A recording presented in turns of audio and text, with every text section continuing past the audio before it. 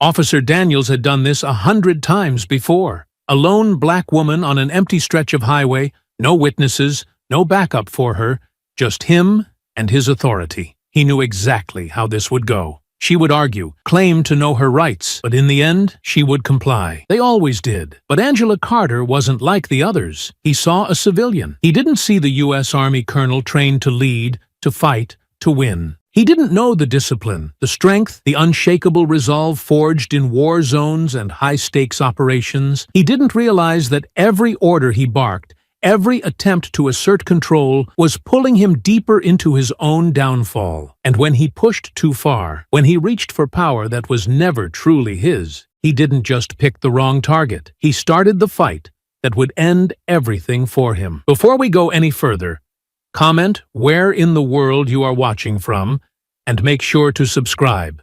The evening sun cast golden streaks across the quiet stretch of highway as Colonel Angela Carter guided her SUV toward home. The hum of the tires against the pavement was steady, a soothing rhythm after a long day at a military function honoring veterans. She was dressed in civilian clothes, navy blue blazer over a crisp white blouse, neatly pressed slacks.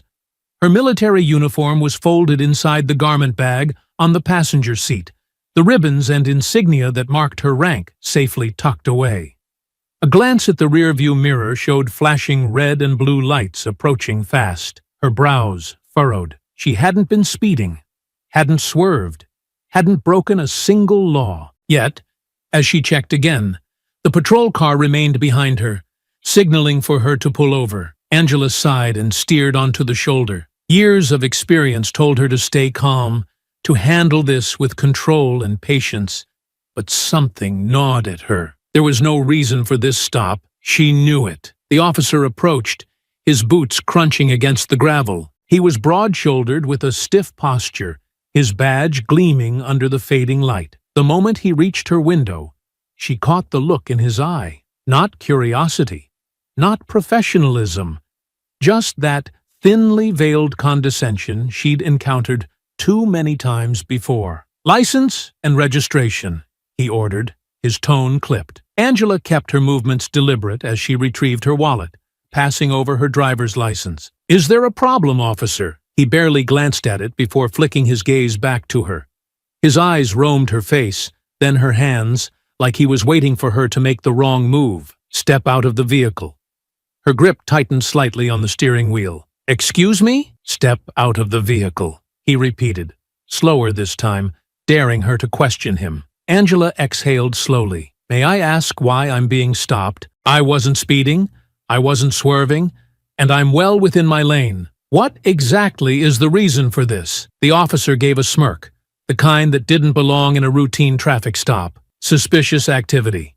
Step out now." She had seen this before, knew exactly what this was, but she also knew better than to escalate things on the side of a desolate road. With measured patience, she pushed open her door and stepped out, keeping her hands visible. The officer circled her SUV, peering inside before turning his attention back to her. "Where are you headed?" "Home," Angela answered. "I just left a military function." His gaze narrowed slightly. "Military, huh?" A chuckle. "And what exactly are you claiming to be?" Angela lifted her chin, her voice unwavering. "I'm Colonel Angela Carter, United States Army." A beat of silence, then a scoff. He looked her over again, slower this time, as if he were re-evaluating everything she'd just said. The smirk on his face widened, like he had caught her in a lie. "Oh, really? Colonel?" He dragged the word out, the skepticism thick. "You sure about that?" Angela's jaw tightened. "Yes," he let out a small laugh. "And where's your military ID, Colonel?" Angela reached into her blazer pocket. Nothing. Her brows furrowed slightly as she patted the other side, then smoothly pulled out her wallet. She flipped through it, searching the compartments, but came up empty. Her mind raced. She always carried her ID. It was second nature. Had she left it in the car? No. She would have put it somewhere secure. She checked the inner pocket of her blazer again, but still nothing. Then it clicked. The last time she had handled it was before the event, when she had changed out of her uniform. her uniform that was still in her locker at base. She met the officer's gaze. "I don't have my military ID on me, but—" "Uh-huh," he interrupted, his smirk growing. "How convenient." He turned her driver's license over in his hand, tapping it against his palm. "No veteran status either." "That's funny, huh? A whole colonel like you. No proof of it?" Angela refused to let frustration show. "This is my vehicle. My registration is in the glove compartment. You're welcome to check it." "Oh, I'll be checking more than that," he said, already stepping past her toward the car. She turned sharply. "You don't have probable cause to search my vehicle." His smirk deepened. "Suspicious behavior is enough for me. And I gotta say, you're acting real nervous, ma'am." The way he said it, dripping in condescension, made it clear he wasn't offering respect. Angela clenched her jaw. She had seen men like him before. Officers who believed their badge gave them the right to harass people like her. She knew she had two choices: argue and escalate, or step back and play a different hand. And Angela Carter never played a losing game. Because the moment he crossed the line, and she knew he would, she'd be ready. Angela's breath remained steady, but her pulse quickened as she mentally retraced her steps. Her military ID wasn't in her blazer. It wasn't in her wallet. Then it hit her.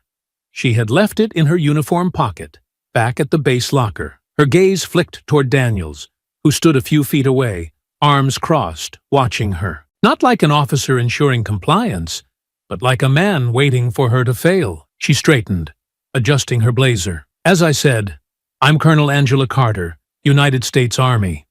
My ID is in my uniform, which is currently secured at my base locker." Daniels let out a slow, exaggerated whistle, shaking his head. "That's so. You expect me to just take your word for it? It's the truth. And yet," he mused, holding her license between two fingers, flipping it over lazily, "I don't see Colonel written anywhere on this.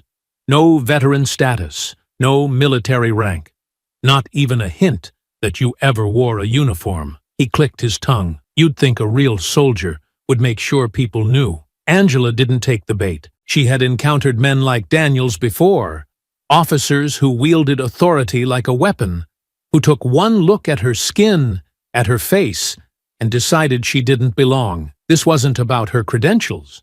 It was about control. "Your department should have a database," she said calmly. "Run my name. You'll see my record." Daniels let out a low chuckle. "Oh, I could, but I don't feel like it. See? I like to do things the old-fashioned way." His smile sharpened. "So how about this? Step out of the car." Angela's eyes narrowed. "I already complied when you asked me to stop. Now you're escalating for no reason." "Ma'am," Daniels said, mock patience dripping from his voice. "I asked nicely. Don't make this harder than it needs to be." Angela didn't move. "I'm not stepping out unless you give me a lawful reason." Daniels's smirk faded, replaced by something colder. "You're refusing an officer's order?" "I'm refusing an unlawful request," she corrected, her voice measured. "You have no probable cause to search my vehicle, and you certainly have no reason to detain me." Daniels let out a long, exaggerated sigh and tapped his fingers against his belt. "See? Now this is where things get messy. A driver refusing a lawful command from law enforcement? That sounds like resisting. And resisting?" He clucked his tongue. "That gets ugly real fast." Angela kept her stance firm, but she felt the shift. He was done playing. He wanted to push her, to make her react, to justify whatever he had already decided to do. "You wouldn't be threatening to arrest me now, would you?" she asked, tilting her head slightly. Daniels leaned in slightly, voice just low enough to feign concern, just loud enough to carry the weight of a warning. "I'm saying, Colonel, if that's what you really are, that refusing a direct order from law enforcement never ends well. And between you and me," his lips curled upward, "I don't think you're special enough to get an exception." Angela knew what he was trying to do. She had trained soldiers on psychological tactics, on how to manipulate an opponent into making a mistake. He wanted her to react, to give him a reason to escalate. She wouldn't give it to him.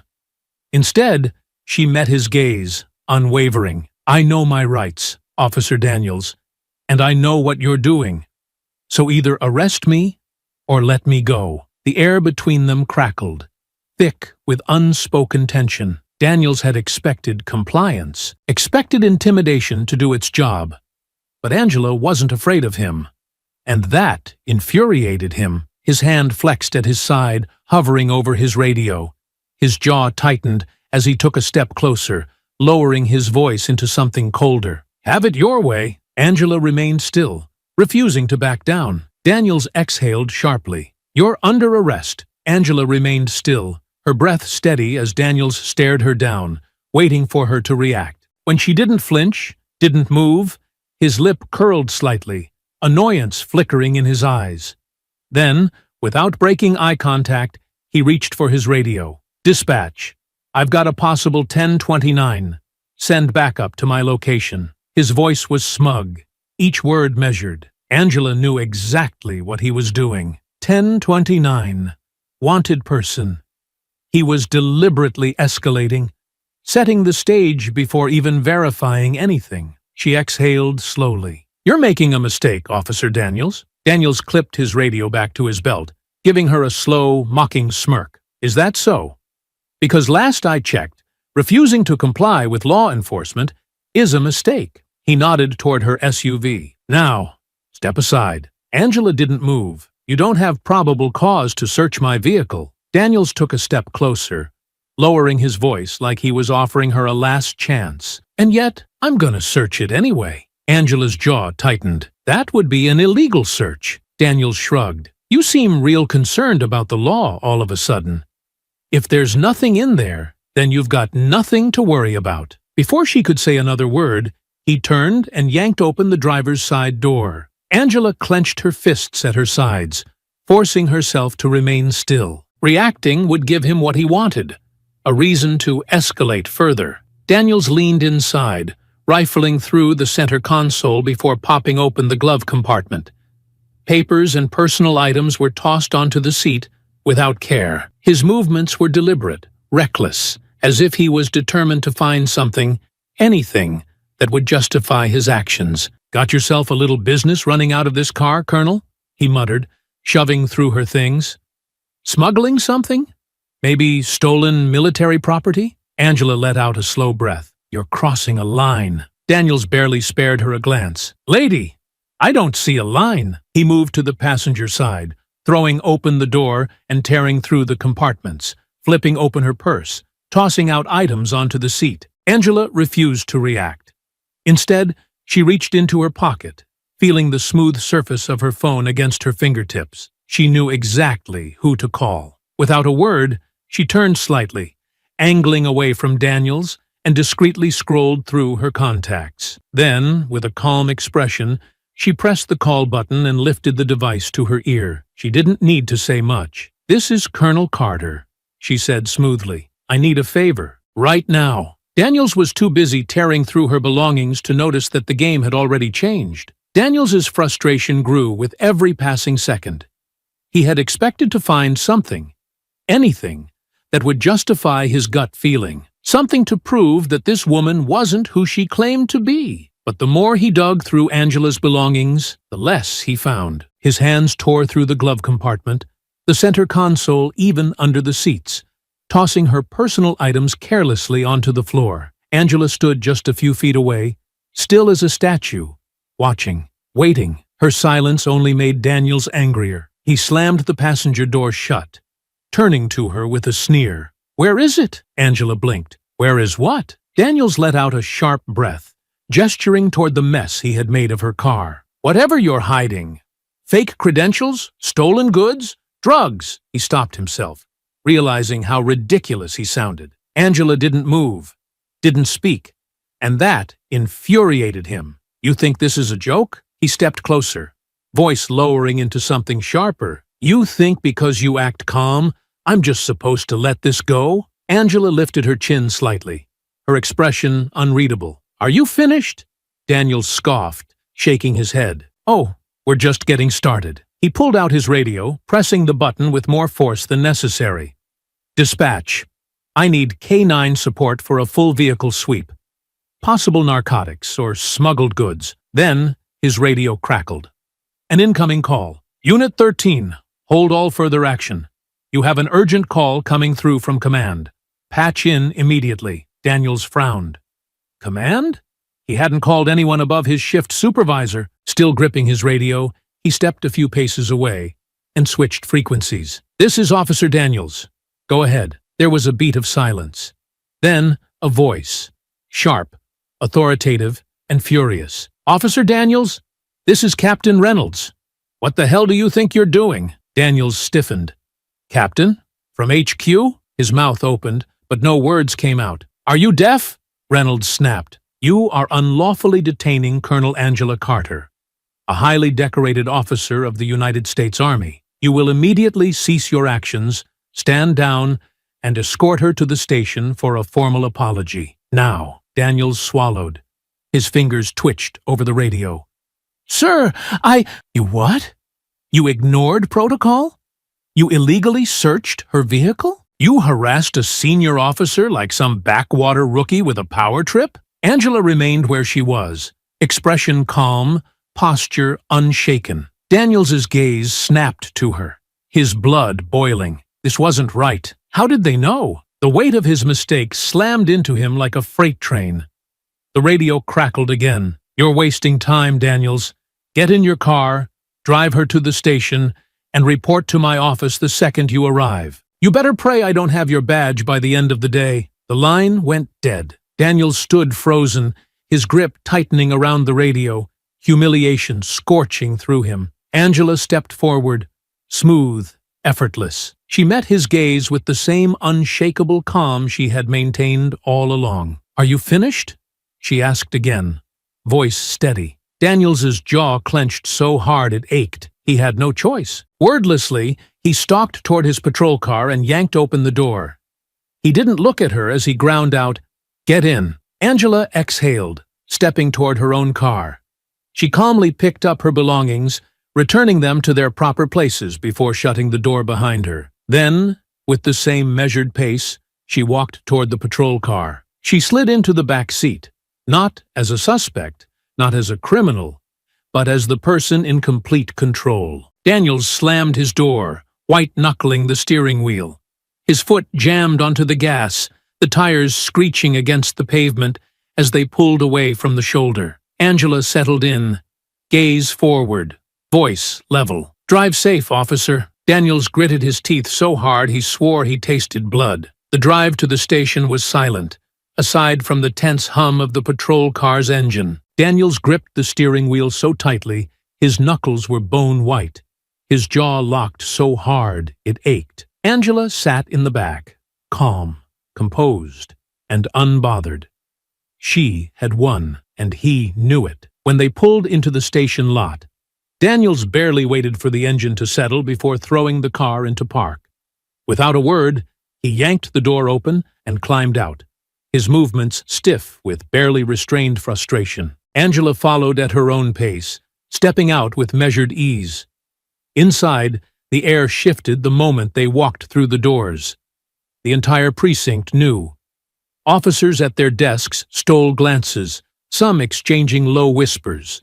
Others avoided looking at Daniels entirely. The front desk sergeant barely raised his eyes before pressing the intercom. "She's here." Angela caught the way Daniels's shoulders tensed.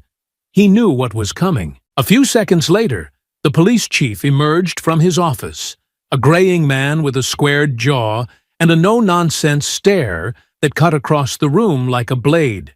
Chief Warren Mitchell. Angela had dealt with men like him before. Old-school law enforcement, sharp but politically aware. He took in the scene quickly, Angela standing tall, Daniel stiff and silent beside her. His expression darkened. "Colonel Carter," Mitchell greeted, voice clipped but respectful. He turned to Daniels. "My office, now." Daniels hesitated for a split second, just enough for the chief's brow to twitch in warning, before stiffly marching past Angela toward the office. Angela followed, unhurried. Once inside, Mitchell shut the door with a sharp click. The air was thick with tension. Daniels stood at attention, but his fingers twitched at his sides, his frustration barely contained. Angela took her seat, crossing one leg over the other. The chief turned his glare on Daniels first. "I want to know what in the hell made you think detaining a United States Army colonel was a good idea?" Daniels's jaw tightened. "Sir, she refused to comply. She didn't have ID on her, no veteran status on her license. How was I supposed to know she wasn't lying?" Mitchell's stare hardened. "You know how? Because you should have run her name.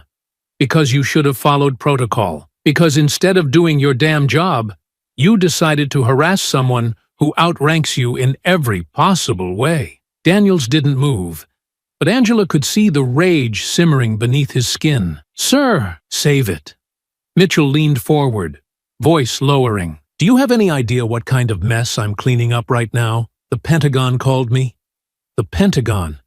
You've just embarrassed this entire department." Daniels's lips pressed into a thin line, his hands balling into fists at his sides. Angela watched, silent, not needing to say a single word. Mitchell sighed, then turned to Angela. "Colonel Carter, I'd like to formally apologize for this department's failure today. This should never have happened." Angela nodded, accepting it but not letting it soften the moment. "I expect to see procedural changes to prevent this from happening again, Chief." Mitchell gave a firm nod. "Understood." Then he turned to Daniels. "Apologize. Now." Daniels froze, his fists clenched, his nostrils flared, but he had no choice. He slowly turned toward Angela, barely keeping his voice even. "I apologize." Angela tilted her head slightly. "For what?" Daniels's jaw twitched. He knew what she was doing, and he hated it. "I apologize," he bit out. "Colonel, for the inconvenience." Mitchell's voice cut through the tension like a knife. "Try again." Daniels swallowed hard, his throat bobbing. "I apologize for my actions today. I was wrong." The words sounded poisonous coming from him. "It won't happen again." Angela watched him carefully. The words were there. The meaning wasn't. She didn't need it to be. She had already won. Mitchell exhaled sharply. "Effective immediately, Officer Daniels. You are suspended pending review. If I had my way, I'd have your badge tonight." He narrowed his gaze. "You're lucky I don't." Daniels flinched at that. Humiliation settled deep in his bones. Angela stood, smoothing out her blazer. "I appreciate your cooperation, Chief." Angela turned her gaze to him, watching the way he shifted uncomfortably under the weight of his failure. "You set me up," he muttered under his breath. Angela lifted a brow. "I didn't have to." Daniel's nostrils flared, his rage barely contained. He had lost control, lost power, and it infuriated him. Angela tilted her head slightly. "I told you. You were making a mistake." Mitchell's gaze snapped to Daniels. "I don't want to hear another damn word from you right now." Daniels shut his mouth, but the look in his eyes was clear. This wasn't over. Angela knew men like him. He wouldn't let this go. And that meant she would have to be ready. The next morning, Angela slid into the driver's seat of her SUV, exhaling as she adjusted her rearview mirror, taking a moment to observe the stillness of the road ahead. The air was crisp, the sun barely beginning its ascent, casting long shadows across the highway as the quiet hum of early morning life settled around her. Though the world around her seemed calm, she was not the type to let the surface dictate her reality. There was always something beneath it, something waiting to be seen, and she had spent her life learning how to recognize it before it revealed itself. She wasn't tense, but she wasn't relaxed either. After years in the military, she had learned one simple truth.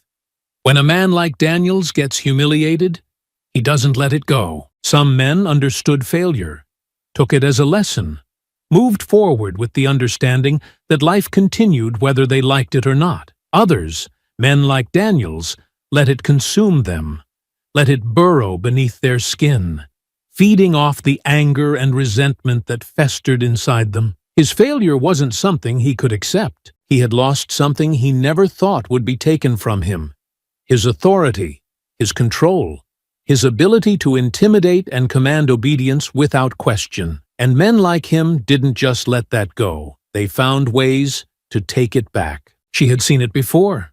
The way he clenched his jaw so tightly it seemed like his teeth might crack. The way his hands curled into fists at his sides, the way his entire body radiated a silent fury he barely kept restrained. He hadn't been sorry for what he did. He had been sorry that he had lost. The thought of changing her routine had barely lasted a moment. She had dismissed it almost as quickly as it had crossed her mind, avoiding a road, altering her own life, making accommodations for a man who had already tried to control her once and failed, was out of the question. The only thing avoiding him would accomplish was giving him the satisfaction of knowing he had dictated something about her actions, and she refused to allow that.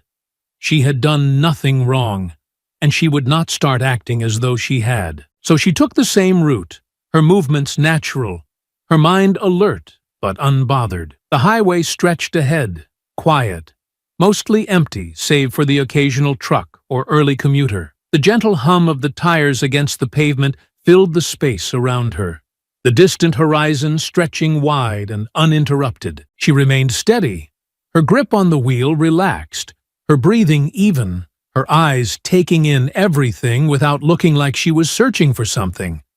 And then she saw it. The dark-colored sedan appeared in her rearview mirror, moving into her lane in a way that didn't immediately signal alarm, yet set off a quiet awareness in the back of her mind. It had been a few cars back moments ago, blending into the early morning traffic without drawing attention, but now it was closing the distance, with a purpose that made her straighten slightly in her seat. She didn't react outwardly, didn't make any sudden adjustments that would indicate she had taken notice, but she was watching. The sedan wasn't tailgating, wasn't attempting to pass, wasn't adjusting its speed to the natural ebb and flow of traffic. It was just following, lingering. Angela exhaled slowly, keeping her posture casual, her grip steady, but her mind focused. If this was a coincidence, if this was just another commuter on the road heading in the same direction, the car would either change lanes or pass her in the next few moments. But it didn't. Instead, it crept closer. Her fingers flexed over the steering wheel, not in nervousness but in calculation. It was too deliberate. A normal driver wouldn't hold a position in someone's blind spot for this long, wouldn't drift forward with such measured precision without signaling an intent to overtake or move aside. Then, without warning, the sedan accelerated. It wasn't a casual increase in speed, wasn't a gradual push of the gas pedal as a driver settled into their rhythm. It was deliberate, sharp, a lunge forward meant to close the distance too fast, too aggressively. Angela felt it before it even fully happened. Her body had already braced before her mind confirmed the threat, instincts firing in perfect alignment with reality. Because she knew this wasn't an impatient driver. This wasn't a mistake. This was an attack. Her gaze flicked to the side mirror, and in the briefest moment, her eyes locked onto the driver, Daniels. Out of uniform, his face twisted in pure, unfiltered rage, his hands gripping the wheel with the kind of force that spoke of barely contained fury. There was no calculated restraint this time, no manufactured authority behind a badge, no thin veil of professionalism to hide behind. There was only anger, only a man who had lost control of his life and had decided the only way to regain it was to take control of hers. Angela inhaled through her nose, her pulse steady, her mind already working through the variables. He had nothing left to lose now. That made him dangerous, but it also made him reckless. He edged closer, the sedan pressing into her space, trying to force her toward the shoulder, trying to box her in before she had a chance to respond. She didn't react in fear. She didn't slam the brakes, didn't jerk the wheel, didn't give him the panic he was expecting, the loss of control he was counting on. Instead, she let the SUV drift just slightly, just enough to sell the illusion that she was reacting purely on instinct. She watched as he took the bait. The moment he pushed forward to cut her off, she flicked her turn signal, the small, seemingly automatic movement designed to make him believe he had trapped her. Daniels lunged for the gap, moving in to force her into a mistake. And that was his mistake. At the very last second, she cut the wheel sharply in the opposite direction, breaking his trajectory entirely. His tires screeched against the pavement as he overcorrected, jerking the wheel too hard in his desperation to recover. Angela remained smooth, controlled, watching the way his face contorted in frustration, the realization beginning to dawn on him that she wasn't going to panic, wasn't going to break under the pressure, wasn't going to make it easy for him. But Daniels wasn't finished. He adjusted quickly, pushing forward again, more erratic now, more aggressive, his car veering toward her with reckless determination. The chase stretched onward, their vehicles weaving in a dangerous battle of control. The landscape shifting as the open highway gave way to a more desolate stretch of road, an empty span of pavement where no other cars remained. Angela knew it the second they had crossed the last exit sign, the moment the road stretched wide and barren. Daniels had led her here on purpose, and she had followed willingly. Up ahead, the highway curved, narrowing into a remote stretch lined with nothing but trees and empty space. Daniels slowed, his car easing toward the middle of the road, forcing the moment to a standstill. Angela eased off the gas, fingers flexing on the wheel, breathing even. The road ahead stretched empty, devoid of traffic or any passing witnesses, leaving only the two of them in the vast, desolate space. She had known this moment was inevitable, and now that it had arrived, there was nothing left to do but finish what had already begun. Angela slowed her SUV to a controlled stop, her hands steady on the wheel as she surveyed the isolated stretch of road before her. The trees loomed tall on either side, casting long shadows over the pavement, the thick silence settling between the two vehicles like a living thing. The moment her tires came to a halt, she exhaled slowly, rolling her shoulders once, feeling the tension gather like a storm waiting to break. In front of her, Daniels threw his sedan into park with such force that the tires screeched against the asphalt. Before the car had even fully settled, his door flew open, and he stormed out, his movements sharp, his fury bleeding into every step. Angela watched, her gaze calm, unreadable, as he slammed the door behind him and advanced toward her, his posture rigid with barely restrained rage. "You think you're clever, don't you?" His voice carried across the empty road, edged with something venomous, something raw. "You think this little game of yours means you've won?" Angela didn't move immediately. Instead, she took a moment, assessing him, taking in the way his fists clenched at his sides, the way his chest rose and fell in uneven breaths, the way his jaw twitched like he was barely holding himself together. He was unraveling, and she had seen it coming from the moment she had left that police station. Finally, with deliberate ease, she unbuckled her seatbelt and pushed the door open, stepping out into the crisp morning air. The world around them was still, the emptiness of the road amplifying the tension crackling between them. She closed the door behind her, meeting his stare with the same composed intensity she had held since the moment this all started. "If I remember correctly," she said, her voice measured, "you were the one chasing me." Daniels let out a sharp, humorless laugh, running a hand over his face before dropping it with a hard exhale. "Chasing you? Is that what you call this?" He took a step forward, eyes blazing. "I call it fixing a mistake." Angela arched a brow, tilting her head slightly.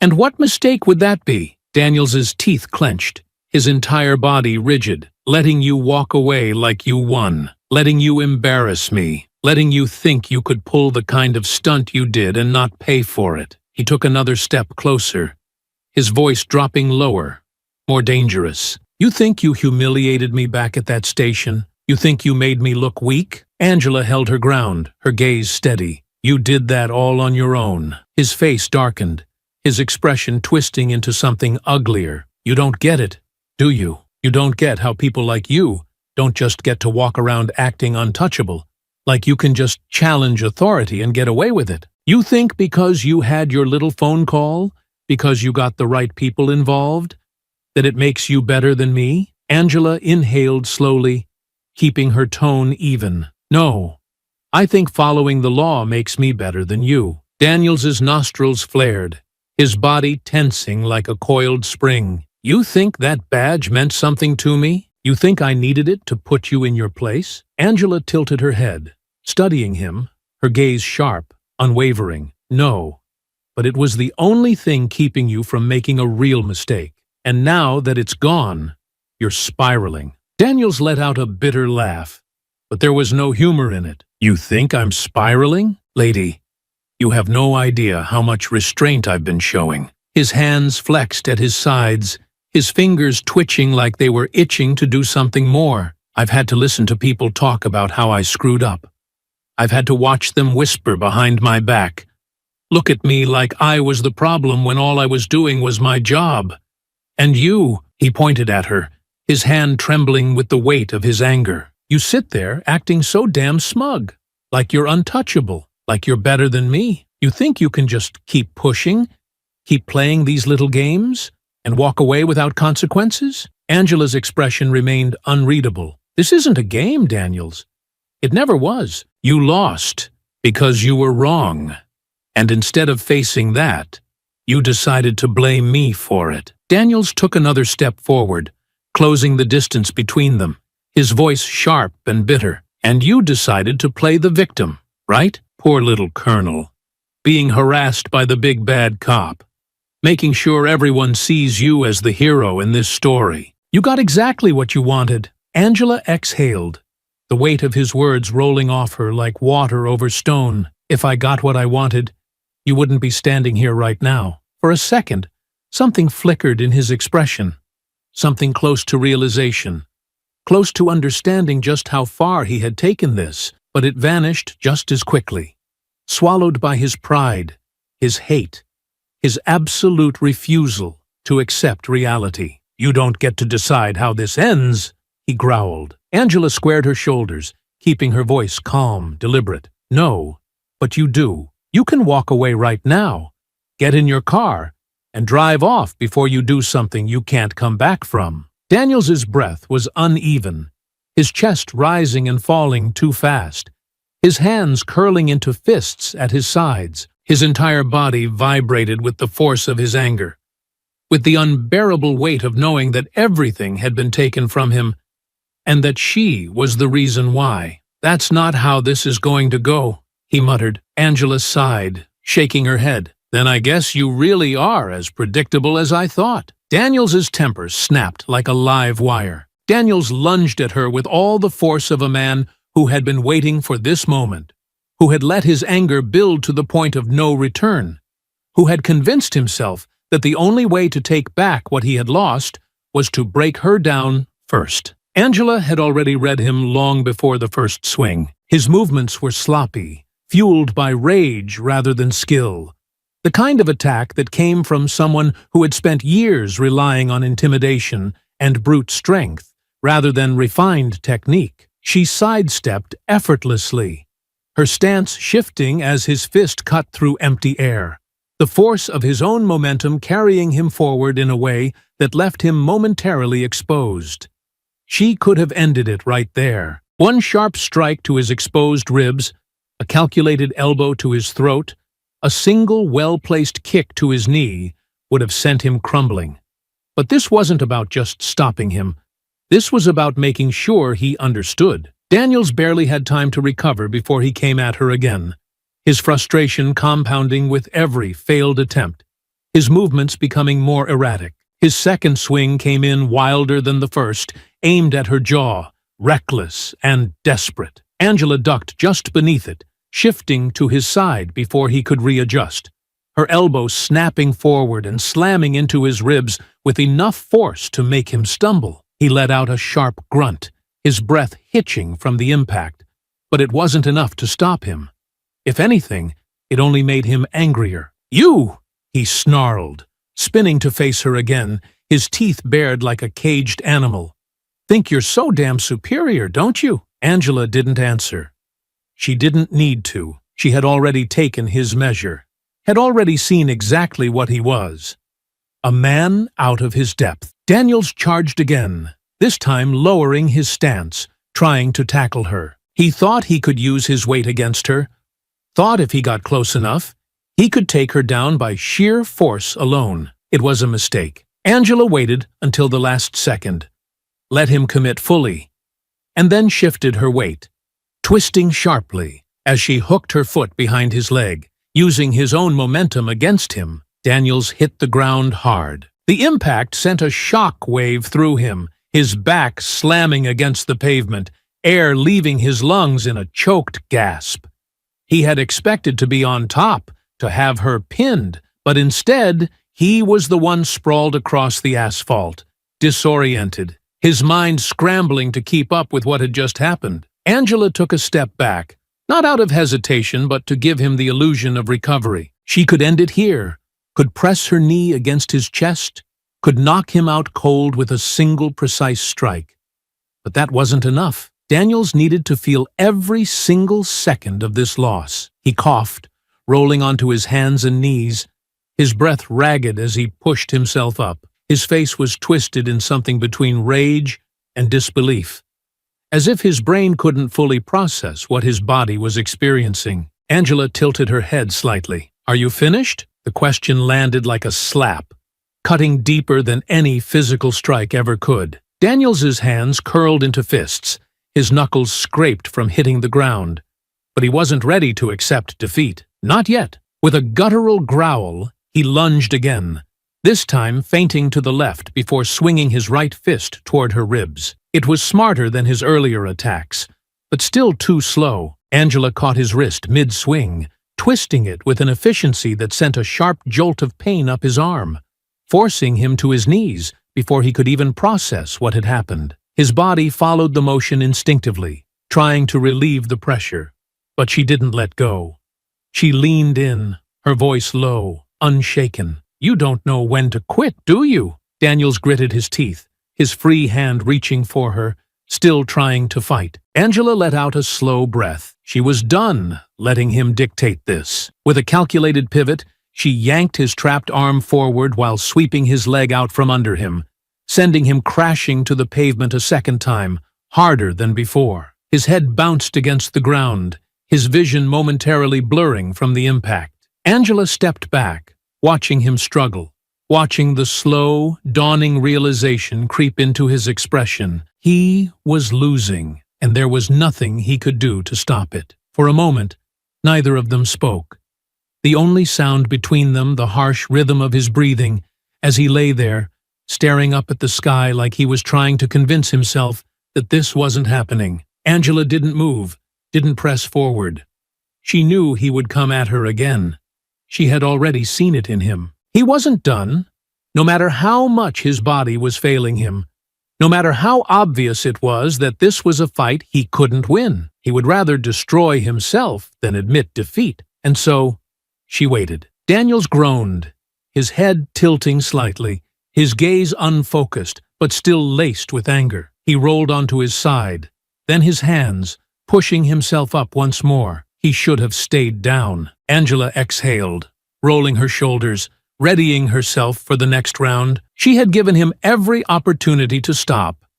Now, she would end it. Daniels spat blood onto the pavement, his body racked with exhaustion, yet his pride still demanded he keep fighting. His hands trembled as he pushed himself up, his breath coming in harsh, ragged pulls, but Angela could see it in his eyes. He still wasn't ready to accept the reality of this loss. Angela rolled her shoulders, her stance unwavering as she watched him. He was slower now, his movements no longer fueled by raw aggression, but by desperation, the dawning understanding that the power he thought he held was slipping away completely. "Stay down, Daniels," she said, her voice level, calm, almost a warning. But Daniels wasn't a man who knew when to stop. He growled through gritted teeth, forcing himself upright, his hands clenching into fists that barely had the strength to hold their shape. His pride wouldn't let him stay on the ground. His mind refused to process that he was losing, that he had already lost. With a snarl of rage, he lunged again, swinging wild and hard, putting everything he had left into one desperate attempt to take her down. Angela moved to counter, But this time, he caught her. His fist collided with her ribs, the impact sending a shockwave of pain through her side. She grunted, her body instinctively tensing against the hit, but she refused to give him the reaction he wanted. Daniels saw his opening and swung again, this time clipping her jaw hard enough to send a jolt through her skull. But Angela had been hit before. She had been in real fights. Fights that didn't leave room for hesitation. Fights where hesitation meant death. Daniels had no idea what kind of storm he had just invited. Angela took a step back, shaking off the sting, her jaw tightening. If he wanted to draw this out, she would let him. But it would only make his defeat that much more unbearable. He charged again, reckless, thinking he had a second wind, thinking that those 2 hits meant he was turning this fight around. He was wrong. Angela sidestepped sharply, cutting to his flank, and before he could adjust, she hooked her arm around his throat, yanking him backward into a brutal chokehold. Daniels choked on his own breath, his hands immediately clawing at her arm, struggling against the iron grip that locked around his throat. He bucked, tried to twist out of it, but Angela tightened the hold, locking her legs around his waist, forcing him down. His entire body jerked, panic setting in as his air supply was cut off. His fingers scrambled against her arm, trying to pry her off, his movements becoming more erratic, more desperate with each passing second. Angela kept her hold steady. "It's over, Daniels," she said, her voice calm, almost detached. "You're done." Daniels refused to accept it. He thrashed, his feet kicking against the pavement, his nails digging into her skin, trying anything to break free. Angela didn't loosen her grip. She didn't let go. Daniel's movements became slower, weaker, his gasps turning into shallow, ragged noises. His pride had carried him this far. But pride didn't matter when your body was shutting down, when your lungs were screaming for oxygen, when the world around you was starting to fade. His hands, once filled with fight, began to shake. His legs, once kicking wildly, went still. And then, finally, the moment she had been waiting for. Daniels let out a strangled, broken sound, the last remnants of his pride slipping away. He couldn't win. He couldn't fight anymore. And he knew it. His voice came out hoarse, barely above a whisper. "Please." Angela didn't move. "What was that?" Daniels whimpered, his body completely giving up, his breath hitching with humiliation. "Please, let me go." Angela held the choke for just a few more seconds, letting him sit in his own complete and utter failure before finally releasing him. She shoved him forward, his body crumpling onto the pavement, coughing violently as air rushed back into his lungs. Daniels lay there, gasping, humiliated, shaking. Angela pushed herself up, rolling her shoulders, ignoring the dull ache in her ribs and jaw. She had taken a few hits, but compared to what he had just endured, it was nothing. Daniels coughed, his hands pressing against the ground, his entire body trembling from the exertion. But Angela saw something else in his eyes now. Something new. For the first time, he looked afraid, not just of her, of what he had become. She took a step forward, watching the way he flinched, how his entire body tensed like he expected another strike, expected more punishment. But she didn't hit him. She just looked at him. "You brought this on yourself," she said quietly. "You could have walked away, Daniels. You could have moved on, but you didn't. And now, here you are." Daniels swallowed thickly, his throat raw, his shoulders slumped. He looked small, defeated, like the weight of his own choices had finally crushed him. But then, in the silence, something shifted. Daniels's breathing evened, his fingers curling against the pavement, and before Angela could move, he sprang forward, scrambling to his feet, bolting toward his car. Angela's eyes narrowed. He wasn't just trying to escape, he was running. Not on her watch. Daniels sprinted toward his car, his body still aching, his breath uneven. But his mind was locked onto one singular goal: escape. His pride had already been shattered, his body beaten. But if he could just get in the car, if he could just get away, he could convince himself that he still had something left.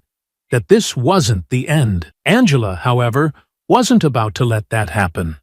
Her muscles fired before the thought even fully formed, her feet pounding against the pavement as she launched after him, closing the distance in seconds. Daniels was fast, but he was running on pure adrenaline, his body betraying him with every faltering step.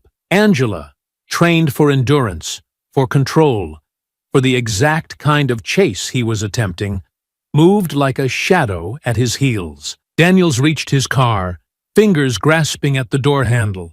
But before he could pull it open, Angela cut in from the side, slamming her palm against the door, forcing it shut. He barely had time to react before she pivoted, driving her elbow into his ribs with precise force. Daniels stumbled against the car, his breath exploding from his lungs in a sharp, choked gasp. His body, already battered and weakened, failed him as he sagged against the vehicle, his knees buckling for just a moment before he caught himself against the hood. Angela wasn't done. She stepped in front of him, positioning herself between him and any possible escape. Her SUV was angled just behind his sedan, boxing him in. He had nowhere to run. Daniels, still gasping, turned, his body pressing against the car as if it could somehow swallow him whole. As if there was still some way out of this, his hands curled into weak fists, his bruised knuckles trembling at his sides. Angela rolled her shoulders, completely composed, watching him with a look that made it clear she was still in control, that no amount of scrambling or desperate lunging would change how this ended. "You done running?" she asked, her voice steady. Daniels swallowed hard, his throat bobbing, his breaths still too shallow, his body still leaning too much on the car behind him for support. His silence was answer enough. Angela exhaled, tilting her head slightly. "Did you really think you'd get away, after everything?" Daniels's jaw clenched, but there was no real defiance left in his eyes. There was no victory here, no moment of triumph, no last-ditch effort that could change the outcome. Angela took a step closer, forcing him to shrink back against the metal. "You could have walked away," she said, matter of fact, almost tired. "You could have taken your loss and moved on. But you don't know how to let things go, do you?" Daniels let out a slow, ragged breath, his hands twitching like he wanted to say something, like he wanted to defend himself, but nothing came out. There was nothing left to say. Angela studied him for a long moment, watching the tension in his body, the subtle way he shifted his weight. Even now, even when there was nothing left, even when his own exhaustion was dragging him down like an anchor, he was still searching for something. One last move, one last opening. She sighed. "Don't," she warned. Daniels's breath hitched, his muscles tensing for half a second. Angela saw it before it even happened. He lunged, going for her in one final desperate attempt to turn the tide, but she was already moving. With a sharp, calculated motion, she sidestepped, letting his momentum carry him forward before catching him by the arm and twisting sharply, sending him crashing face first against the hood of his own car. Daniels let out a pained grunt, his cheek pressing against the heated metal, his hands pinned beneath Angela's grip. She leaned in just slightly, her voice low, unshaken. "You lost, Daniels. This is over." Daniels let out a muffled curse, his breath hitching. But there was no fight left. He lay there, his body heavy, his fingers twitching against the hood of the car, the final bitter remnants of his resistance dying out with every passing second. Angela held him there a moment longer, making sure he felt every single ounce of his failure, making sure there was no room left for delusion, for any pathetic notion that he still had a way out of this. Then, finally, she let go. Daniels slumped forward, his forehead resting against the hood of his car, his shoulders rising and falling with uneven breaths. Angela took a step back, rolling her wrists, shaking out the last of the tension that had settled in her muscles. Her ribs still ached from where he had hit her earlier, her jaw still tight from the impact. But compared to what he had just endured, it was nothing. She tilted her head slightly, watching as Daniels stayed exactly where he was, his hands limp against the metal, his entire body radiating defeat. "You really should have known better," she said, calm, steady. "Men like you always think you can do whatever you want. You think you can abuse your power, intimidate people into submission, control every situation you walk into. And for a while, you probably got away with it." She took another step back, her voice lowering. "But that ends today." Daniels didn't respond. He just sat there, broken and humiliated, the weight of reality finally crashing down on him. Daniels didn't move. He remained slumped against the hood of his car, his hands splayed weakly against the heated metal, his shoulders rising and falling in uneven breaths. The fight had drained him, left him with nothing but the weight of his own mistakes pressing down on him like an anchor, suffocating in its finality. Angela took a slow, measured breath, letting the moment stretch just long enough for the reality of it all to fully sink in. Then, with the same calm efficiency she had maintained throughout the entire encounter, she reached into her pocket and pulled out her phone. Her fingers moved smoothly over the screen as she dialed, her voice steady, unshaken, when the line clicked open. "This is Colonel Angela Carter," she said, her tone sharp and professional, the authority in her voice unmistakable. "I need officers dispatched to my location immediately. I am reporting an assault and attempted vehicular homicide. The suspect is restrained and currently non-compliant." Daniels stiffened. For the first time since the fight had ended, he moved, just barely. A flinch, a tensing of his jaw, the last remnants of whatever delusion he had left crumbling into dust. Angela ignored him, speaking clearly into the phone as she relayed the necessary details, ensuring there was no room for misinterpretation. "Yes," she continued, her voice unwavering. "The suspect is an officer, Daniels." "Yes, that Daniels. I'll give my full statement upon arrival. Have them come prepared." She ended the call, slipping the phone back into her pocket, her movements deliberate, unrushed. Daniels shifted against the car, his knuckles pressing harder into the hood, his breathing now more erratic. He wasn't just humiliated anymore, he was panicking. "Wait," he croaked, his voice rough, the desperation finally breaking through. Angela tilted her head slightly, her expression unreadable. Daniels swallowed, his throat working around the words, his pride still trying to hold on to something. "Anything. You don't have to do this," he rasped, turning his head just enough to look at her from the corner of his eye. "You already won," Angela exhaled, unimpressed. "And what exactly do you think happens next, Daniels?" His lips parted, but nothing came out, because even now, even after everything, he still hadn't accepted the full reality of his situation. She took a step closer, lowering her voice. "You came after me. You tried to run me off the road. You attacked me. You escalated until this was the only way it could end. And now, because you couldn't control yourself, you're going to face the consequences." Daniel shook his head, his breaths coming faster, more uneven. "You don't have to—" Angela cut him off. "No, you don't get to beg now." That silenced him. The truth settled in his expression like a slow-moving poison, spreading through his already broken body. He had thought he could regain control, thought that if he could just overpower her, he could erase what had happened at the station, could somehow rewrite the story in a way that put him back on top. But instead, he had cemented his own downfall. The sound of distant sirens began to rise in the still air, the unmistakable wail cutting through the morning quiet. Daniels's jaw tightened, his hands twitched. Angela saw the moment the last bit of resistance bled out of him. He wasn't just physically beaten.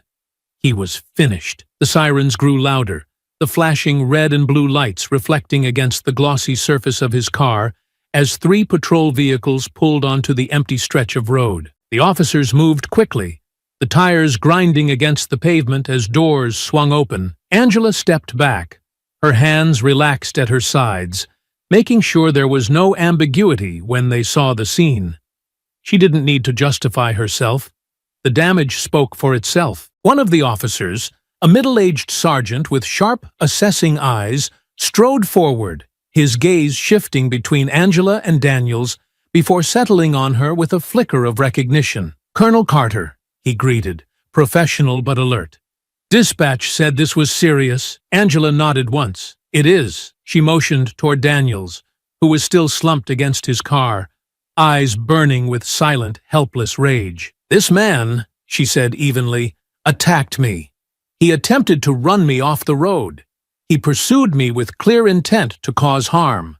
I defended myself, detained him, and now he's yours." The officer's eyes darkened as he turned toward Daniels, finally processing just who they were dealing with. Daniels barely lifted his head, his teeth grinding together, his entire body tense. "Is that so?" the sergeant murmured, tilting his head. His voice was almost mocking, but the disdain in his eyes was clear. He turned, gesturing to his men. "Cuff him!" Two officers stepped forward without hesitation. Daniels jerked instinctively, his body stiffening as they grabbed his arms, twisting them behind his back, snapping the cuffs into place with a sharp metallic click. He winced, his breath catching, but he didn't fight them. Angela watched, unreadable, as the officers pulled Daniels upright, his posture no longer one of authority, no longer even one of defiance. He looked smaller now, shrunken under the weight of everything he had lost. "Daniels," the sergeant mused, shaking his head. "Man,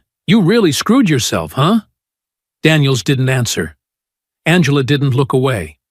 One of the officers nudged him forward, leading him toward the patrol car. But just before he was forced inside, Daniels's head lifted slightly, his gaze locking onto Angela one last time. And in that moment, she saw it. The hate was still there, buried beneath his bruised and battered pride. But now it was joined by something else. Fear. Angela held his stare, her voice even, final. "You did this to yourself," she said simply. The door slammed shut. The patrol vehicle pulled away, taking Daniels with it. Angela exhaled, rolling her shoulders as the remaining officers gathered their statements, confirming the details of what had transpired. She gave them everything they needed. Clear, professional, undeniable. There would be no loopholes, no technicalities. Daniels wasn't walking away from this. By the time it was all over, and the officers had begun to clear the scene, the sergeant turned back toward her, his expression shifting just slightly. "You're good?" he asked. More of a quiet acknowledgement than a question. Angela nodded. "I will be." She turned, heading toward her SUV. The weight of the past finally lifted. Daniels had thought this was a fight about control, but what he had never understood was that he had already lost before he ever stepped onto the battlefield. And now, he would spend the rest of his life paying for that mistake. Angela had no intention of letting Daniels slip through the cracks of a flawed system, no intention of allowing him to quietly disappear without answering for what he had done. Men like him, men who abused their positions, who used authority as a weapon rather than a responsibility, had gotten away with too much for too long. She wasn't just going to hold him accountable. She was going to make sure he could never wield power over anyone again. The process started the moment she walked out of the police station after giving her full statement. The officers had been professional, some even apologetic. But she knew how these things worked. A man like Daniels had connections.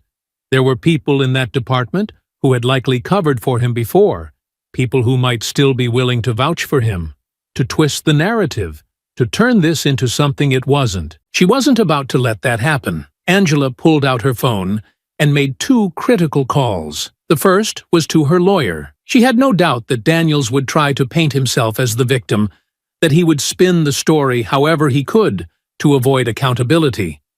She needed to be ahead of him. She needed airtight charges that couldn't be dismissed, a legal case so solid that no department, no union, no sympathetic friend on the force would be able to shield him from it. She pressed charges for assault, attempted vehicular homicide, and reckless endangerment. She documented every detail, provided the officers with the dashcam footage from her SUV, ensuring that no part of this was left to interpretation. The moment Daniels tried to plead his case, There would be hard evidence waiting to shut him down. The second call was to a journalist she trusted. The story needed to be told. Not just what had happened to her, but everything Daniels had done over the years, everything that had been swept under the rug. Angela knew how to pull the right strings, how to use her influence in ways that couldn't be ignored. She made sure her account of what happened was on record, on the air, and in front of the public. And once the story broke, it didn't stop. Within hours, Daniels' name was plastered across every major news outlet. Police officer under investigation for attempted vehicular assault on U.S. Army colonel. Formerly disciplined officer faces serious charges. History of complaints uncovered. Did the system protect a repeat offender? An examination of Daniels' record. Angela hadn't needed to say much. The facts spoke for themselves. It turned out Daniels had a history, a long one. Complaints of racial profiling, excessive force, intimidation tactics, all things that had been buried beneath bureaucracy, dismissed with weak internal reviews, hidden behind departmental silence. But this time, he wasn't getting a quiet transfer. He wasn't getting a second chance. The internal review opened almost immediately. Officers who had once turned a blind eye were now scrambling to distance themselves, suddenly eager to cooperate, suddenly concerned about departmental integrity. Daniels was suspended indefinitely while the investigation continued. But Angela already knew how it would end. With public pressure mounting, with his past being dragged into the light, and with criminal charges stacking up against him, there was no saving his career. By the end of the week, his termination was official. By the end of the month, his trial date was set. Angela didn't celebrate when she got the confirmation. She didn't need to. This wasn't about victory. It was about justice, about ensuring that men like Daniels could never use their badges as weapons again. When the final announcement came through, the department's formal statement confirming that Daniels was no longer an officer, Angela simply exhaled, the weight of it settling over her in quiet finality. She had done what needed to be done. And Daniels? He had finally lost everything. Angela knew that justice wasn't just about pressing charges and walking away. Knowing Daniels would serve his sentence, it wasn't enough to simply see his name smeared across headlines or to hear about his termination from the force. She understood that a man like him, even after facing consequences, would search for another way back in, whether it was through private security, consulting, or some backdoor loophole that allowed him to retain even a fraction of the power he had abused for years. She had seen it happen before. Officers disgraced in one department, only to resurface in another under the right political climate. Their records conveniently overlooked.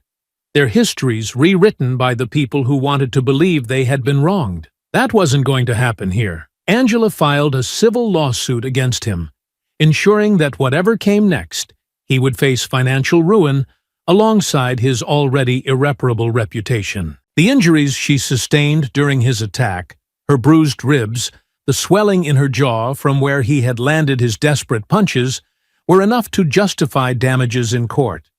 And that was only the beginning. Her vehicle, though still operational, had taken serious damage from his reckless pursuit, further proving his intent to harm and destroy rather than serve and protect.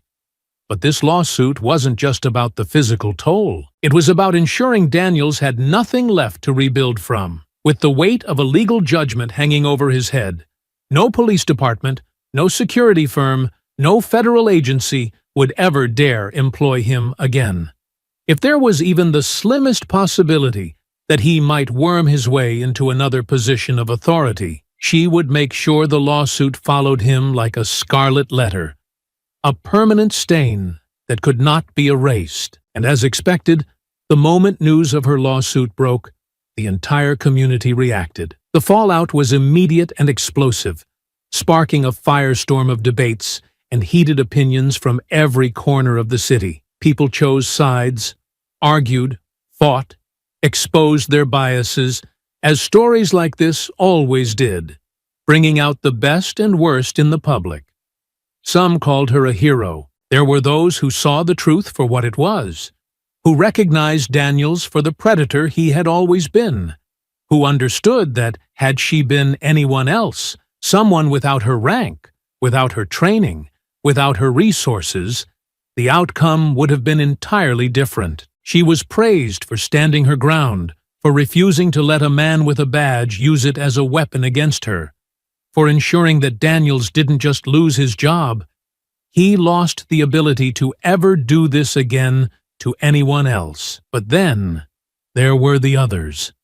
The ones who refused to believe she had acted in self-defense. The ones who insisted Daniels had been set up. The ones who took to online forums, news comment sections, and social media platforms, spewing the same tired rhetoric that always surfaced in cases like this. She should have just complied. He was just doing his job. The media always goes after good cops. Another officer sacrificed because of political pressure. Women like her think they can get away with anything. None of it surprised Angela.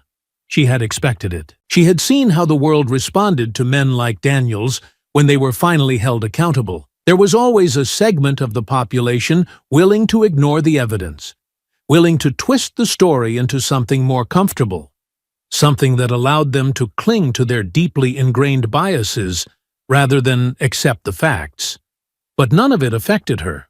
She had spent years in war zones. She had walked through places where life and death were separated by mere seconds, where every decision carried real, lasting consequences. The opinions of people who had never fought for anything, who had never stood for anything more than their own manufactured outrage, meant nothing to her. Angela didn't entertain their arguments. She didn't sit for interviews. She didn't engage in the debates. She let the facts speak for themselves. Daniels had hunted her. He had attempted to run her off the road. He had attacked her with full intent to inflict harm, possibly even kill her. And when it had come down to a fight, when there was no badge left to protect him, when he was forced to stand on his own against someone stronger, more disciplined, more skilled, he had lost. That was the truth. And no matter how many people tried to spin it, no matter how many voices screamed for his redemption, the reality remained unchanged. His name was ruined. His career was over. And now, with the lawsuit in place, with every financial and legal door slammed shut in his face, Daniels had no escape, no way to rebuild, no path back to the life he had once used as a tool for power and control. Angela continued living her life, unaffected by the noise, unshaken by the backlash, unbothered by the people who had chosen to make this a fight about ideology rather than the facts. She had done what needed to be done, not for recognition, not for applause, not for any personal satisfaction, but because it was right. Daniels had believed this was about power, but real power had never belonged to him. And now, after everything, he finally understood that. The day of the trial arrived with the weight of inevitability. For weeks, the city had been buzzing with anticipation, with every major news outlet covering the downfall of the once protected officer now facing serious criminal charges. The courtroom was packed, the tension thick, as people watched with sharp, unblinking focus, waiting to see if the system would truly hold one of its own accountable. Angela walked in with the same unwavering confidence she had carried since the moment this all began. She wasn't here for spectacle. She wasn't here for vengeance. She was here because justice demanded it. At the defendant's table, Daniels sat with his legal team, his expression hardened, defiant. He still believed he could beat this, still believed that somehow, in some way, he could walk out of this unscathed. There was no regret in his eyes, no humility, only a man who still thought he had been wronged. Angela exhaled slowly as she took her seat near the front, her posture straight, composed, as the prosecution began its opening statements. The evidence against Daniels was damning. The dashcam footage played first, showing every critical moment, the illegal stop, the aggressive escalation, the chase, and finally, the brutal fight. The court watched as Daniels tried to force her off the road, as he lunged at her with unchecked fury, as he lost control, not just of the situation, but of himself. Then came the witness statements from fellow officers, some who had once defended him, now forced to admit the undeniable truth. Internal Affairs had conducted its investigation, unearthing years of misconduct, and suddenly, those who had once shielded him were desperate to distance themselves. When the prosecution called Angela to the stand, she rose without hesitation, walking forward with measured steps, her eyes focused ahead. As she took her seat, she could feel the weight of Daniels's stare. He was watching her, studying her, searching for something, a weakness, a hesitation, a sign that he could twist the narrative. He would find none. The prosecutor approached, his voice clear, steady. "Colonel Carter, can you describe the events of the morning in question?" Angela inhaled slowly, ensuring her voice was calm, professional, and controlled. "I was driving to work, using my usual route, when I noticed flashing lights behind me. I pulled over, as I have always done when stopped by law enforcement, but it became immediately clear that Officer Daniels had no legal reason for stopping me." The prosecutor nodded, pacing slightly in front of the jury. "How did you come to that conclusion?" Angela didn't hesitate. "Because I asked him directly why I was being stopped, and he failed to provide a legitimate answer. Instead, he immediately questioned whether I was in the military, doubted my rank when I told him I was a colonel, and began escalating the situation unnecessarily." The prosecutor turned to the jury, letting her words sink in. Then he turned back to her. "Did you have any reason to believe that this was a routine traffic stop?" Angela's gaze didn't waver. "No. And why is that?" "Because he treated me like a suspect the moment he saw me," she stated plainly. "It wasn't about law enforcement. It was about power. And when I didn't give him the reaction he expected, he pushed harder." Daniels shifted at the defense table, his fingers curling into fists, his jaw tight. He hated hearing this. He hated that she was dismantling him piece by piece in front of everyone. The prosecutor nodded, moving to the next part of the case. "At what point did the situation escalate beyond verbal confrontation?" Angela exhaled slightly, recalling the moment vividly. "When he demanded I exit the vehicle without cause. I asserted my rights, refusing to comply without a legitimate reason, and he immediately threatened me with arrest. It was clear that his intention was to intimidate me into submission. And when that didn't work?" Angela's eyes flickered toward Daniels for the briefest moment before returning to the prosecutor. "He called for backup, and then proceeded to conduct an unlawful search of my vehicle, rifling through my belongings, looking for anything he could use to justify his actions. When he found nothing, he still refused to let me leave. He wanted control. That was all this ever was."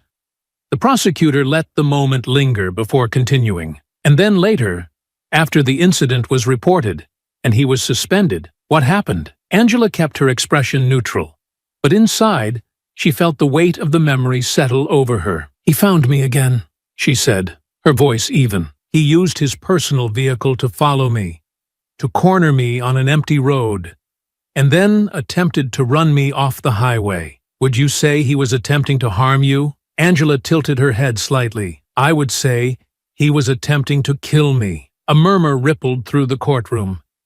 Daniels's legal team shifted uncomfortably, while he stared daggers into her, his entire body stiff with anger. The prosecutor nodded, as if expecting the answer. "And when you were forced to defend yourself, what was his response?" Angela let out a slow breath. "He didn't stop. Even after it was clear he couldn't win, even after I gave him multiple opportunities to walk away, he refused. He wasn't just fighting for survival. He was fighting for control. And when I took that away, when I left him no choice but to face the reality of his actions, he did what men like him always do." The prosecutor raised an eyebrow. "And what is that?" Angela finally turned her head fully, looking straight at Daniels as she answered. "He ran." Daniels' face darkened, his hands gripping the arms of his chair. It was the first time she had acknowledged him directly, and it hit him like a slap to the face. The prosecutor nodded, turning back to the judge. "No further questions." Angela stepped down from the witness stand, her movements measured, composed, unshaken. As she took her seat again, she didn't glance in Daniels's direction. He wasn't worth the energy. The trial stretched on, but the damage had already been done. His past had been exposed. His actions had been laid bare. His credibility was in shambles. The courtroom felt heavier now, thick with a tension that pressed against the walls, as if the very air had absorbed the weight of everything that had been revealed. The trial had lasted for days, but in reality, Daniels had lost long before the jury had been sent to deliberate. His past had been unraveled thread by thread. Each incident of racial profiling, each use of excessive force, each complaint that had been buried by his superiors, all of it dragged into the light, all of it undeniable. And yet, he sat there, rigid, unyielding, refusing to break. The judge, an older man with sharp, calculating eyes, adjusted his glasses as he prepared to deliver the final sentence. He glanced over at the defense table, his expression unreadable. "Before we proceed," the judge said, voice calm but firm, "the court will allow the defendant to make a statement." The room shifted. A murmur rippled through the audience. The anticipation was thick, because this was it, Daniel's last chance to explain himself, to take responsibility, to show even the slightest acknowledgement of the harm he had caused. Angela didn't react. She simply folded her hands in her lap, waiting. Daniel stood slowly, straightening his jacket, his posture stiff, his jaw locked. He looked out at the room, at the faces staring back at him, at the jury that had already condemned him, at the press in the back row, eager to capture his downfall. For the first time since the trial began, he finally spoke. "I was doing my job." The words hung in the air for a moment, as if he expected them to carry more weight than they did. Angela remained still, watching, listening. Daniels exhaled sharply, his hands gripping the sides of the defense table, his knuckles white with tension. "You can sit here and say whatever you want about me. You can bring up every complaint, every so-called investigation, every time some civilian thought I was too aggressive, too forceful, too quick to act." He paused, shaking his head, his voice hardening. "But none of you have ever worn this badge. None of you know what it's like out there." There it was. Angela could feel the quiet shift in the room, the way the jury members exchanged glances, the way the prosecutor sat back slightly, letting Daniels bury himself deeper. Daniels took a slow breath, his voice growing more strained. "Every day, I put on that uniform and walked into the unknown, never knowing if I'd make it back home. Every stop, every call, every encounter could be the one that ended my life. And you expect me to hesitate? You expect me to second-guess my instincts?" His eyes flickered toward Angela for just a second before snapping back to the judge. "I saw a situation, and I handled it the way I was trained to. You think I'm the only one who would have done what I did? You think any other cop wouldn't have done the same?" Angela remained expressionless, but inside she recognized his words for exactly what they were, an admission wrapped in defiance. Daniels wasn't apologizing. He wasn't showing remorse. He was justifying. The problem was, no one in that room was buying it anymore. The judge took a moment before speaking, as if giving Daniels space to realize his mistake, as if waiting for him to understand that he had just made things worse for himself. "You claim you were just doing your job," the judge said, voice measured, deliberate. "And yet, the evidence presented in this courtroom shows a pattern of behavior that goes far beyond law enforcement. What we have seen here is not the result of instinct or training, but a willful abuse of power." Daniel's jaw ticked, but he remained silent. The judge continued, "You acted not out of necessity, but out of personal resentment. You did not pursue Colonel Carter because she posed a threat. You pursued her because she did not submit to you in the way you expected. You did not arrest her because she was guilty of a crime. You arrested her because you could not tolerate a black woman, let alone a decorated military officer, challenging your authority." A ripple of reaction coursed through the courtroom, the air shifting with the finality of the statement. Daniels stood still, his shoulders squared, but there was no more fire in his eyes, only the dull flicker of a man finally realizing that he had lost. The judge looked directly at him now. You have displayed no remorse, no willingness to acknowledge the harm you have caused, and no understanding of the abuse of power that led you here today. Given the gravity of your actions, this court finds it necessary to impose a maximum sentence. Daniels inhaled sharply, his chest rising, his fingers gripping the table like he was trying to physically hold on to whatever control he still thought he had. Angela watched him without emotion. She had known this moment would come, had known that no matter how much he tried to resist it, Daniels would face the consequences of his choices. The judge's voice was firm as he delivered the sentence. Mr. Daniels, you are hereby sentenced to 15 years in federal prison for attempted vehicular homicide, aggravated assault, and abuse of power under the color of law. You will be stripped of any law enforcement privileges, and you will no longer be eligible to serve in any official capacity in any government or security role upon your release. Daniels's entire body went still, his breath catching in his throat as the weight of the judge's words settled over him like a crushing force. 15 years, the number echoed in his head, louder than the murmurs rippling through the courtroom, louder than the sound of his own pulse hammering against his skull. The final blow had landed, not just in the sentence itself, but in the absolute finality of it. There was no escape. The sharp crack of the gavel against the wood rang through the silence, sealing his fate in a single decisive moment. Within seconds, the bailiffs moved in, stepping to either side of him, their hands firm as they prepared to take him away. There was no ceremony to it, no hesitation. It was just another part of the process, another convicted man being escorted to his future behind bars. Daniels turned his head, his movements slow, deliberate, as if his body were struggling to keep up with the reality unfolding around him. His gaze locked onto Angela, and for the first time, the fire that had burned behind his eyes, the arrogance, the rage, the unwavering belief in his own superiority, was gone. What replaced it was something deeper, something darker, something hollow. Angela met his stare, but not with triumph, not with satisfaction, not with anything resembling victory. She didn't need to gloat. There was nothing left to prove. He had done this to himself. His lips parted slightly, his throat working as if he wanted to speak, as if he had something left to say.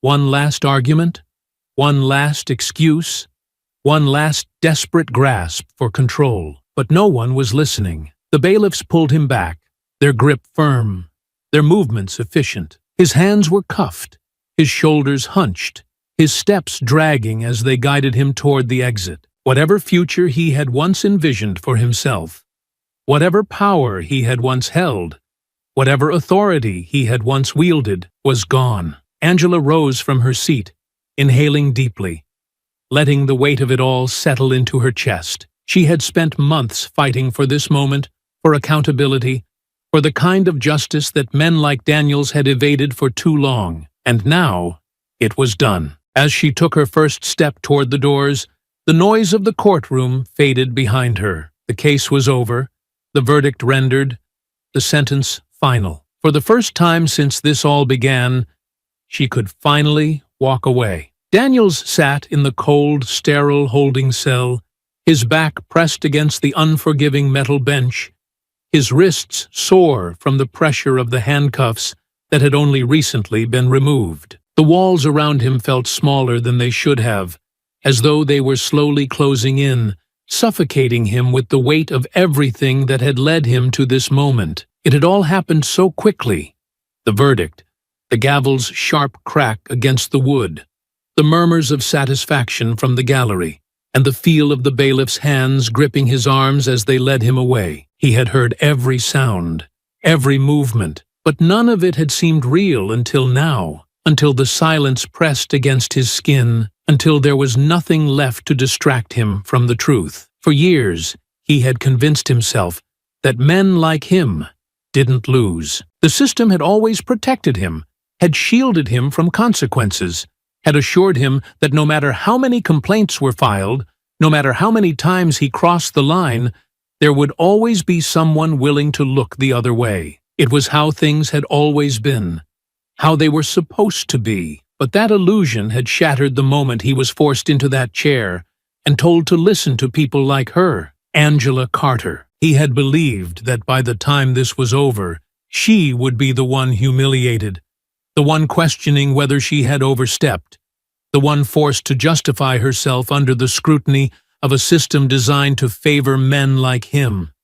He had thought he could twist the truth, manipulate the narrative, cast doubt where there should have been none. But no matter how many times he tried to frame himself as the real victim, the facts had crushed him beneath their weight, leaving him exposed for what he truly was. His fingers curled against his knee, his nails digging into the fabric of his jumpsuit, as his mind circled around the same unrelenting thought. How had it come to this? He had known better than anyone how the game was played, had seen countless others slip through the cracks, had watched as officers far worse than him had simply been reassigned, their records scrubbed clean. But somehow, he had not only been caught, he had been made an example of. His career, his reputation, his life as he had known it had been ripped away, piece by piece, until there was nothing left.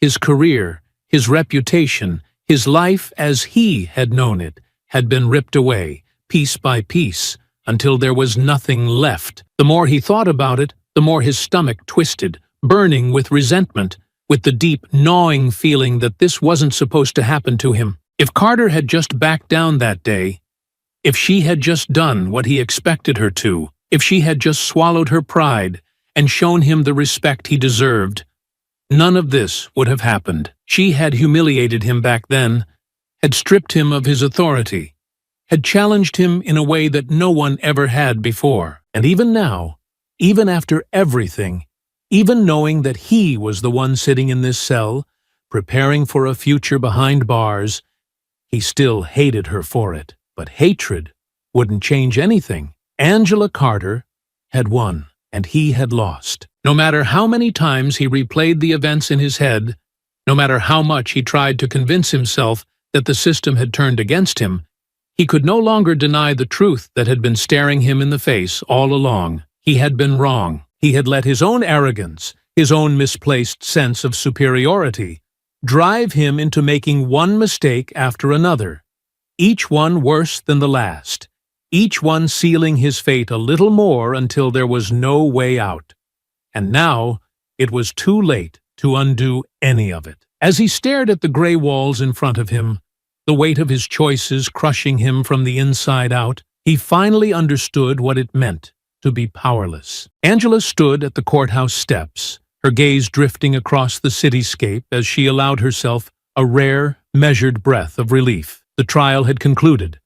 The fight was over, and justice had finally been served. Not just for her, but for everyone who had ever been forced to endure what men like Daniels had inflicted on them. This had never been just about one case, one moment, one incident. This had been about the greater battle, the one that so many had fought before her, and the one that would continue long after today. Daniels had been held accountable, stripped of his title, his influence, and his ability to ever wield power against those beneath him again. His name, once associated with unchecked authority, was now synonymous with disgrace. The badge that he had once hidden behind, the one that had protected him for so long, had been reduced to nothing more than a reminder of everything he had lost. But even now, even knowing that he would spend years in a prison cell, Angela knew this fight would never truly be over. She had seen it before. Men like him always found supporters, always found those willing to twist the truth to fit their own narratives, always found people who would insist that he had been wronged, that he had been made an example of for no reason other than political pressure. There would be backlash. There always was. But she didn't care. She had not come this far to concern herself with the opinions of those who had no interest in the truth. What mattered was that the system had done what it was meant to do, that it had worked for once, that justice had been carried out in a way that left no room for doubt. Daniels had been given every opportunity to show remorse, to take responsibility, to acknowledge what he had done.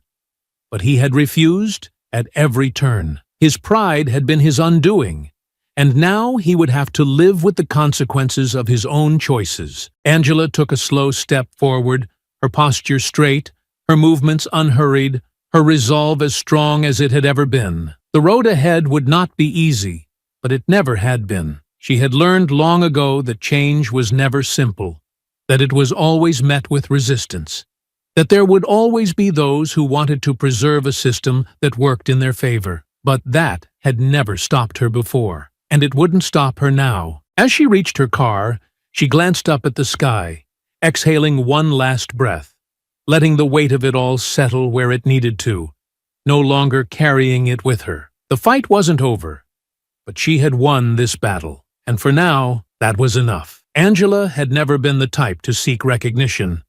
She had spent years in the military, serving with discipline and focus, never expecting applause, never chasing accolades. She had done what needed to be done because it was right. Not because she wanted to be celebrated for it, but in the weeks following the trial, as the media storm gradually died down, the recognition found her anyway. The Pentagon issued a formal statement commending her professionalism, highlighting the way she had carried herself throughout the ordeal. She had faced an injustice and handled it with composure, refusing to let emotion cloud her judgment, refusing to let the situation spiral into something more volatile. The military community, which had followed the case with a vested interest, took note of how she had not only defended herself, but had done so while upholding the integrity of her uniform. She had not been reckless. She had not been careless. She had followed protocol and taken every necessary step to ensure that the system worked as it should. Her commanding officers reached out personally, expressing their respect, some even telling her that what she had done would serve as an example for others. She had not just fought for herself. She had fought against an abuse of power that had gone unchecked for too long, and she had won. Still, for Angela, the real victory was not in the headlines that called her a testament to discipline and justice, or in the messages of support that poured in from people she had never met. The real victory was in knowing that she had stood her ground and refused to let a man like Daniels walk away from what he had done. She returned to duty as if nothing had changed. Her uniform still fit the same, her posture remained upright, her voice held the same unwavering authority. But in truth, she was sharper now, more certain than ever that some battles were worth fighting. She did not speak of Daniels unless directly asked, and even then her answers were short and final. There was nothing more to say. She had done what was necessary, and he had been left to deal with the consequences of his own choices. While Angela moved forward, Daniels remained trapped in the wreckage of his own making. The media coverage had been relentless. His name had become synonymous with disgrace, his career obliterated, his reputation beyond repair. No police department would ever touch him again. No private security firm. No consulting job. No government contract. His record was now a permanent stain, one that no amount of favors or connections could wash away. The officers who had once laughed at his jokes, who had stood beside him, unquestioning, had all distanced themselves. The department had made it clear that he was an embarrassment, a liability they had been forced to cut loose in order to preserve their own image. No one defended him. No one pitied him. For years he had been protected, shielded from the consequences of his own misconduct, assured that no matter how many complaints were filed, he would always have a way out. But that safety net had disappeared the moment he chose to escalate things beyond his control. He had thought himself untouchable. He had believed that a woman like Angela Carter would never have the power to challenge him. And yet, she had. Now, his world was nothing more than a cell.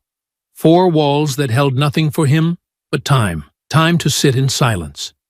Time to think. Time to replay every moment, that had led him to this place, to this fate, to this inescapable reality. He had lost everything. His job, his reputation, his future. His name had become a cautionary tale, spoken in hushed tones among officers who had once considered him their own. Angela sat at her desk, flipping through mission reports, listening to the steady hum of activity outside her office. There was always another task ahead, always another assignment waiting. The world had not stopped because of what had happened, and neither had she. The fight had been exhausting, the battle longer than it should have been, but justice had been served. She had seen firsthand what unchecked power could do, what happened when people believed themselves above the law. Daniels had worn his badge as if it had given him dominion over others, as if it had placed him beyond the reach of accountability. He had mistaken authority for control, mistaking fear for respect, and he had believed, right up until the very end, that he would walk away untouched. But no one was untouchable. Justice had been served, not just in a courtroom, but in the undeniable reality that Daniels had lost everything. Angela had seen it through to the end, ensuring that he would never again hold power over another person. And that was enough. As she looked out the window, watching the sun stretch across the base, she let out a slow, steady breath. There was no more fight ahead, no unfinished war waiting to be won. This was the end of the road. The chapter had closed, and she was finally free to move forward. I hope you enjoyed that story. Please share it with your friends and subscribe so that you do not miss out on the next one. In the meantime, I have handpicked 2 stories for you that I think you will enjoy. Have a great day.